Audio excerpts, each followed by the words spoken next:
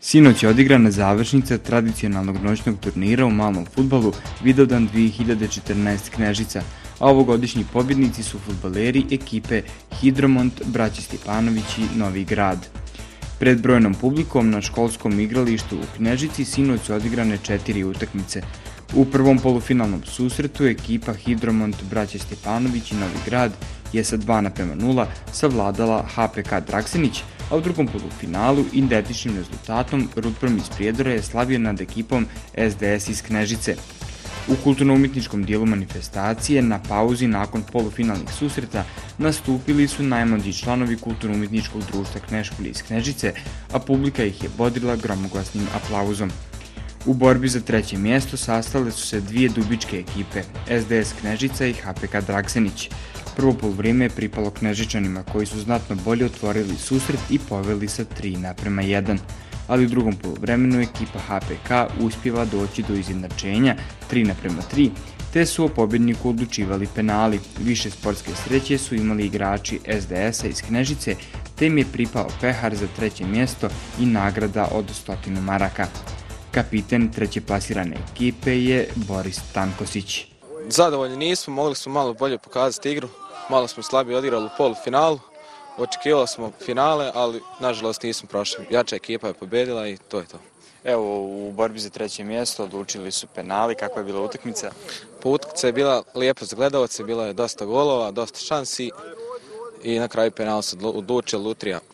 Vodili ste 3:1, šta se desilo, kako su uspjeli da okrenu rezultat? Pa pad koncentracije, malo smo se zanijeli rezultatom, nismo se baš posložili kako treba i protivnik je zasluženo došao do nerješenog rezultata.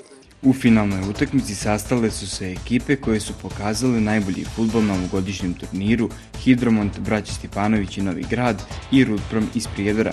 Kao i na svim utakmicama u proteklih 14 dana, dominantni su bili fudbaleri iz Novog Grada, te su sa ubjedljivih 4:1 zasluženo došli do titule pobjednika turnira.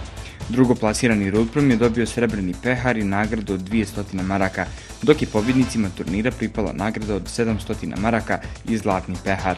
Najbolji igrač turnira je Boban Zdjelar iz ekipe Hidromont, Braća Stjepanovići. Ova ekipa na okupu naša je 4-5 godina sklapamo ekipu, to su sve mladi momci koji sigurno imaju perspektivu presao što tiče fudbala i velikog i malog.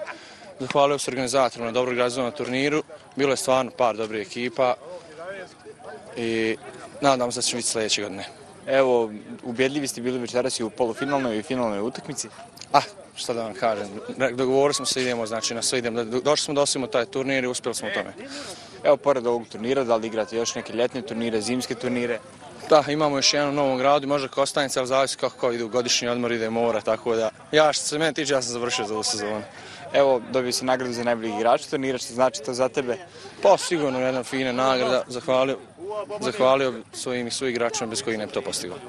Njegov brat Bojan Zdjelar je najbolji strilac turnira sa 10 pogodaka, a najbolji golman je Miran Pejnović iz Rudproma.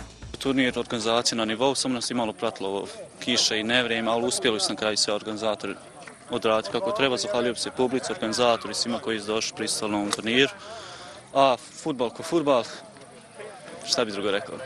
Evo, dobio si nagradu za najboljeg golmana, što znači to za tebe? Pa nije ni prva ni posljednja, nadam se da će biti još i život ovakvi, da ćemo dolaziti opet i dogodne i još dogodne do Knežice i šta bi drugo rekao. Pored ovog turnira, igrali si još na nekim turnirima? Pa sad sve zavisi, počne sad u Omrskoj, Petrogaj, mi ćemo sada u Kostajnicu, pa ćemo vidjeti kako i šta dok uskladimo s vremenom. Pa ćemo vidjeti.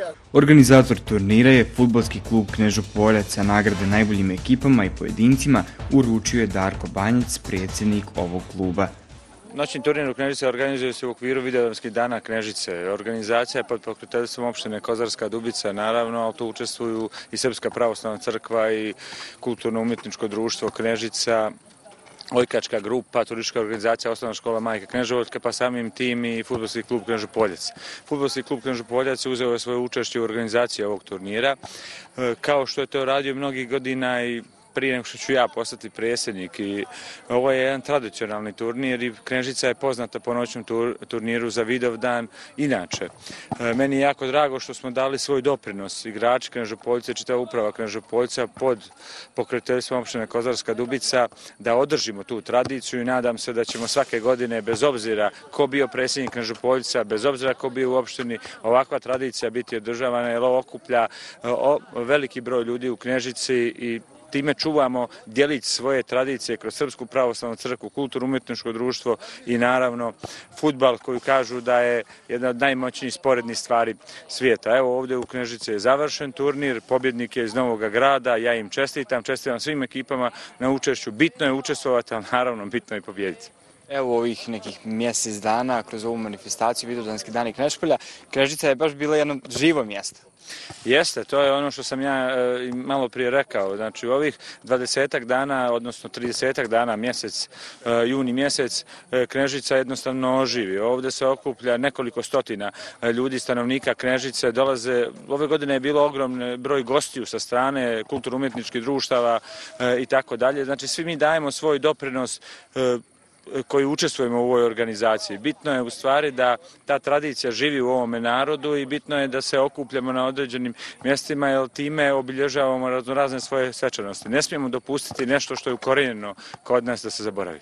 Na turniru je učestvovalo 12 ekipa iz 5 opština, ističe član organizacionog odbora Jovica Novaković.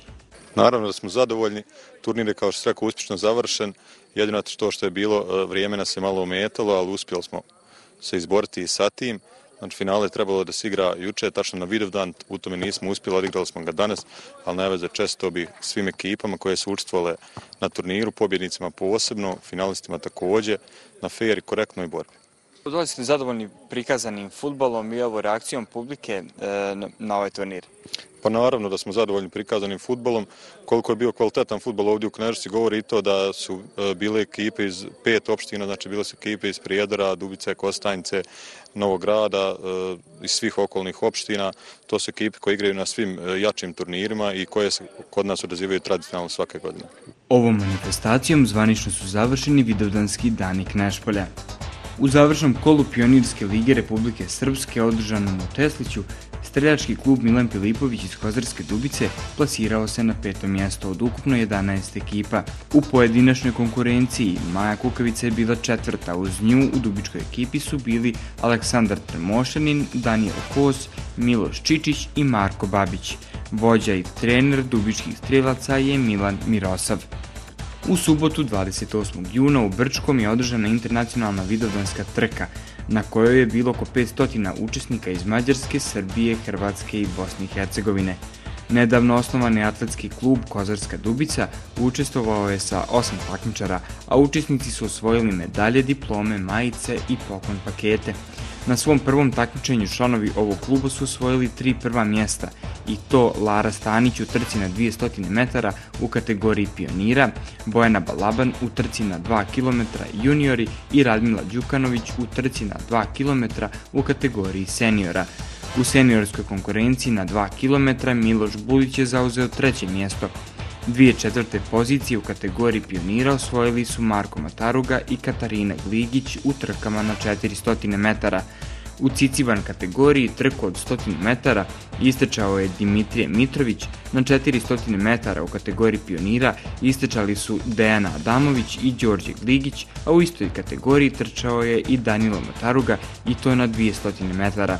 Naredne nedjelje održava se Cross Liga u Banja Luci, na kojoj će učestvovati atletski klub Kozarska Dubica.